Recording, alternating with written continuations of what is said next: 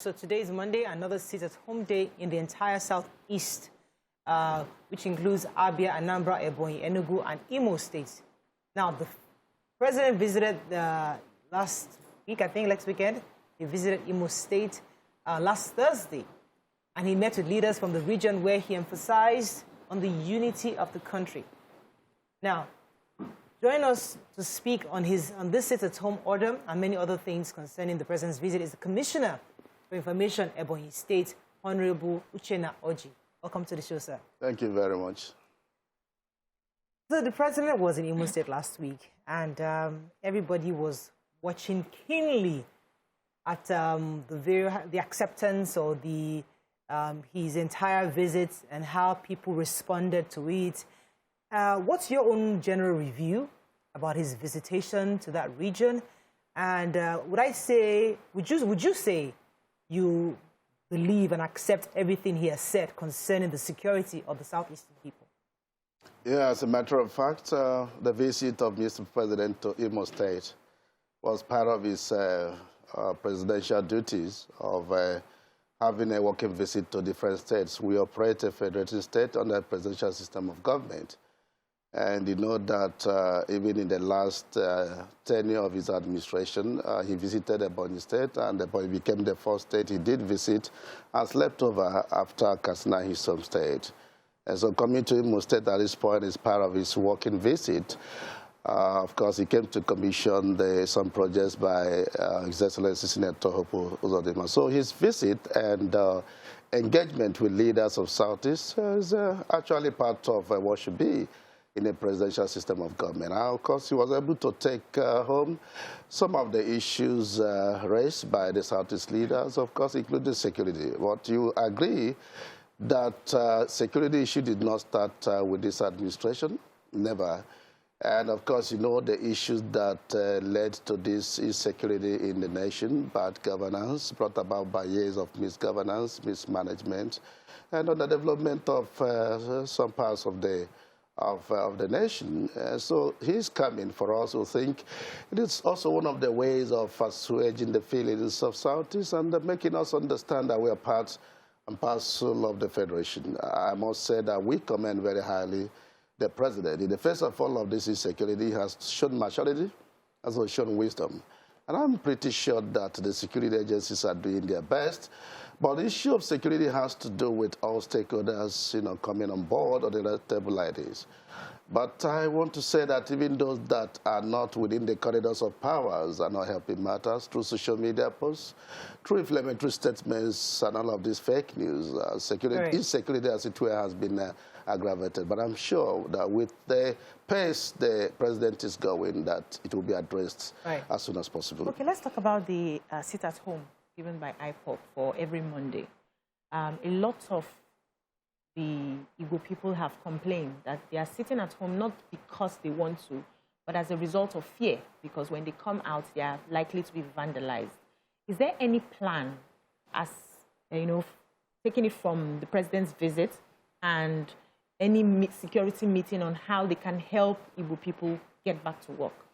As a matter of fact, to destroy is very easy, but to build is very, very difficult. Sit at home is not an order from a legitimate organization, and it's not being complied by anybody in the Southeast. It's just because of fear of a barrel of guns, which is nobody's friend. That doesn't know anybody, doesn't know brother or sister. That's why people tend to stay at home. But I tell you that sensitization is going on. At this point, security fortification is one of the issues that should be addressed, but it's not all there is. Engagement processes for me is the best, and that is why I can speak for my state. My dear governor has gone beyond talking with stakeholders at the state level. He's moving down to the rural communities, engaging the traditional rulers and the town union leaders, office holders, despite their political coloration, to understand that we are doing ourselves, to understand that if we continue with this pace, we are really artificially creating a very dangerous scenario that will deal with Southeast. For me, it's a Cold War that is internally motivated. We need to know that this is not the kind of agitation that we were hearing of about IPOB. Agitation for marginalization is not all about destroying the economy. It's not all about killing our people. It's not all about destroying property, whether private or public. So I think that time has come for all the stakeholders to rise up. Whether you're a market man or woman, whether you are a religious leader or traditional ruler, you need to rise up. These people are our brothers and sisters. Why are we destroying ourselves? We have had agitations in the past. It didn't happen like this. Okay, so, you know, looking at how people would say it's almost like a powerful message that you have people sitting down at home. We may call it from fear of whatever, but the people are saying that this is also the people in the Southeast saying they do not trust the state government to protect them. So we understand that they may be staying away because of fear, but also they could have come out knowing that the state government would have been there to protect them if there was any reason. So how do the state governors look at this? Do they see this front to the administration? Or that maybe they need to do more, or this is just something you need to do to convince people to be less afraid, and you have everything in place to protect your people? Yeah, you will recall and agree with me that the spate of killings has actually reduced, as it were, in parts of Southeast. It's just that the fear of the past, what did happen in the past, you know, is still what is holding our people. And so I can tell you categorically that we are beginning to have results. Those that have got the courage to come out to go about their business, nobody has molested them. And so watch out in the various states of the 5 states of the Southeast. We have not had such much issue of attack on people. So we just need to sensitize our people, because these people are our brothers too. And they are also listening to us. There's no need to continue to kill our people. They have started with killings, and now the issue of killing has reduced. But because of that fear. So I think that the security agencies are doing their best. Like I said, I can speak for my state. Every day like this, you see security agencies will begin to move around to police the various nooks and crannies. In addition to that, my state has what is called a CCTV camera. Every major junction of the metropolis and such like town, we are monitoring the junctions through what we call a viewing center that we have. And if there is any case of attack on anybody or property, we will now know the person and we'll go after the person. But then it is not all about killing the people. It's all about getting to engage them. We saw a CCTV camera, yes, that was gunned down. But I don't think those who made the murder that person will have been apprehended. So I'm not even sure the CCTV cameras are effective or are clear enough to apprehend these people. If I knew you would ask this question, I would have told them to put our own CCTV camera at the view center in the screen, so you will see. For Ebonyi State, it is working. I can't speak for any other state. Okay. Go ahead. So an average Igbo man is a go-getter, a hard worker. They will not sit at home while their businesses are failing. Is there possibly a silent acceptance, grievances that are genuine, agitations that they feel must be heard, that would make them align with the sit at home? And if they are, what exactly are the leaders of the Southwest doing leaders of the Southeast doing to get to these people, to convince them and to, push that agenda peacefully forward so that they don't resort to these methods of... It is really a very wonderful question and a food for thought for our people.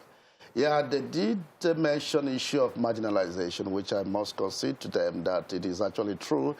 But this marginalization is partly governmental and partly individual. Individual in the sense that some of our leaders in the past had opportunities within the corridors of power at the national level. They couldn't attract any project to Southeast. Let me tell you, it's only under the present administration of President Buhari that we're beginning to see very gigantic projects coming to Southeast and are starting to be contradicted. The second Niger Bridge, the national airport, Academy National Airport, some of our major roads, that is our critical highways.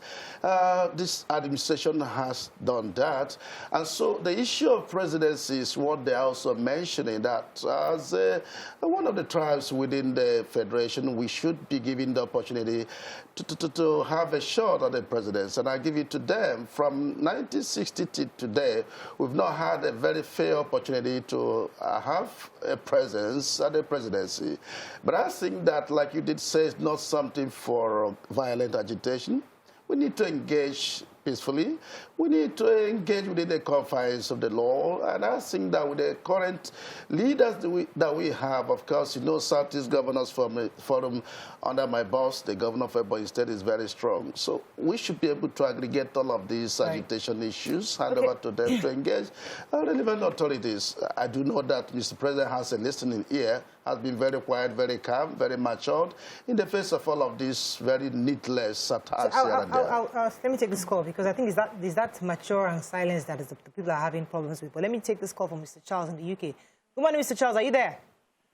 Hello, good morning. You're live. Go ahead, please. My contribution is we don't tell ourselves the truth. I'm sorry I've not greeted you. This is my first time calling TVC. Welcome to the show. We don't tell ourselves the truth. When we get into the office, we forget about the electorate. The gentleman there is telling us things are on. Yes, things are good. He cannot, without his orderlies, go about in Ebonyi State. Here in UK, if I need to speak to my MP, if I want to go to the MP, I have all right. He's ready to accommodate me, listen to me. If I want to see him as the commissioner, it will take me donkey of years. Even if I write applications and what have you, I cannot see him. I cannot explain myself. Who says there is peace in Southeast is telling us a lie.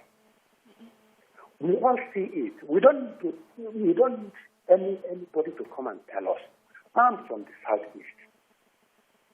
I don't know how old he is. I am about 65 years of age. We see how things work elsewhere. We go abroad. Some of them go abroad. They see life. They see things move very neat and fine. The Prime Minister of the United So Charles' issue is the fact that accessibility of our leaders, which is one point. But I will go back to the president's visit, you know, because a lot of people thought that this visit should mark some kind of a way of expressing the true thoughts and of views of the Southeasterners. So the issue of presidential rotation, the issue of the fact that you said that many Igbos do agree that we should have an Igbo leader for this 2023. The issue of the fact that there's been a bit of nepotism in appointments and marginalization, that is there. But the issue of the economy, we were reading this morning that Southeast is generating the least across the country concerning VAT. So what is your government or your governor doing to increase revenue generation in the Southeast, at least to be a major player in this conversation called Nigeria? Yeah, before I respond to that, let me also mention that my governor is an exception to issue of inaccessibility. If you do a text to him as we are speaking from this studio, he will reply immediately. Day and night he's working for the people. Even the market man and woman does send a text, call him, and he does answer. The #1 most accessible leader in the nation, I must tell you. Having said that, this governor came as a governor of Ebonyi State in 2015. And then we had a dearth of infrastructure, human capital. Development was very poor. And when he came, he had to identify through need assessment our areas that needed attention or intervention, as it were. And I can tell you, what he has done is to say, I must give our state the best. Today we have Africa's biggest shopping mall, bigger than any mall in Lagos, anywhere in Africa. I am not exaggerating. Mr. Bruce of Silverbird came and did confirm that he's not a politician. Today we have a road system that is done by concrete pavement. It's only Dangote that is doing that. That is in Lagos. And he has done that for our state road. He has done over 1,500-kilometer road in concrete pavement. For the federal road, he didn't wait for Mr. President. He had to do not less than 500-kilometer road in concrete pavement. Today, Ebonyi State is a global village that is to bring about economic development. Of course, you know, Ebonyi was created in 1996 and had nothing until he came on board. Now, apart from this, he's doing international airport, and some people are saying, no, your state is too poor and too young to have an international airport. Without knowing that the governor is thinking higher, you know, in the next 100 years. He's looking at Ethiopian air business. So today... Wait, let me pause you, because I have a caller. I'm not sure if these airports and malls are what Nigerians are looking for, but let me sort of take Mr. Kalu's call. Mr. Kalu, are you there? He's been holding up for a while. Yeah, good morning, Morayo. Yeah, live. Go ahead, please. Honorable Commissioner, good morning. Good morning, sir. Yeah, actually, I just want to chip into something that you have been, you know, praising about that the governor Mehi has been done fine. What we have seen, he have tried. Thank you. But it's not a really issue in Ebonyi State. 90% of the killings, 90% of the Fulani herdsmen are moving around. And I want to tell you, I know that you have grown up as a farmer. You can tell us here now as a truth. Everybody in Ebonyi State are 100% farmers, rice, yams, and so on. But why they accepted such Fulani package to put the Ebonyi people uncomfortable? I want to tell you what governor did, whether he moved from the PDP to APC. I call it to hide under one finger. To hide in one finger. If you let us know the package of Ebonyi to be free on that release of the killing, because no production in Ebonyi apart from the farms. You can tell us that your mom and your dad is a farmer, and it's what they take to train you in school, which is, I know, because I'm from Imo State, you know my name. I'm very clear. Thank you very much. All right. Would you like to respond to him? Yeah, let me respond by saying that I'm sure you're not from Ebonyi State, and you're talking from here, say, evidence. The issue of herdsmen in Ebonyi State, I can tell you that Ebonyi State is the most peaceful. In terms of herdsmen farmers clash, is about the lowest case. We've got a structure, a security structure that does interface between herdsmen, of course, traditional herdsmen, and farmers. That was until we had all of this unnecessary attack and counter-attack that made herdsmen to pull out for the time being. And we have got a legislation that does guide the workings of herdsmen to ensure they don't encroach into the rights of farmers. I want to show you that Ebonyi is safe, very safe. We have got no issue at all, no quarrel as I speak with you, with herdsmen. And let me also mention that, yes, we are an agrarian state, as it were, but the governor is trying to see how to industrialize our state by putting all of those interventions, critical infrastructure that will bring about industrialization. We've got a lot of things, private sector investment, indulgence into the economy of the state. And I can tell you that, you know, this time, you will see Ebonyi is going to boom. The governor is thinking about bequeathing to our people, to our state, an economy that will be the best in the Southeast, the economic hub of the Southeast. That is its intention. We are doing a lot to mechanize agriculture because we know we have comparative advantage in that. We are doing a lot to commercialize that. That is why he introduced 1 man, 1 hectare, meaning if you are a civil servant, a public servant, even a farmer, for you to deal with government, to relate to government, you must have equivalent of a hectare of land. And our idea is that through farming we have got to do a lot to, bring about self-sufficiency, self-reliance, and food security in our land. I must say that Ebonyi State under our governor is safe, and we are moving. You see us overtaking other states. All right, so looking at the problem at hand, what is the solution to end the sit at home? Because it's becoming a problem, especially for schools. A lot of students will be writing their WAEC examinations soon. And if this is not lifted, they may not be able to. So what is the solution from the Southeast to end The this? solution, I tell you, is engagement. Engagement with all of these people that are involved in all of this sit at home, both the IPOB, those professional IPOB, and those who are kind of afraid for the attack by IPOB. But let me say that this engagement process is ongoing, and we're beginning to see results. If you go to Ebonyi State, you see people going about their business. So we're taking time to talk to people to understand that if you come out and nobody will attack you, these people are human beings. Are they maybe lucid time? Let me use the word lucid time as a lawyer. They will see and appreciate the need not to attack anybody because they are brothers, they are our sisters. So be assured that we've got no issue. Okay, so we'll take your word for it. The commissioner of the Ebonyi State is telling us that we can actually go about our normal business in Ebonyi, saying that the government will protect us, right? I can take that to the bank. Thank you very much, sir. Honorable Orji has been with us, telling us about safety in Ebonyi State.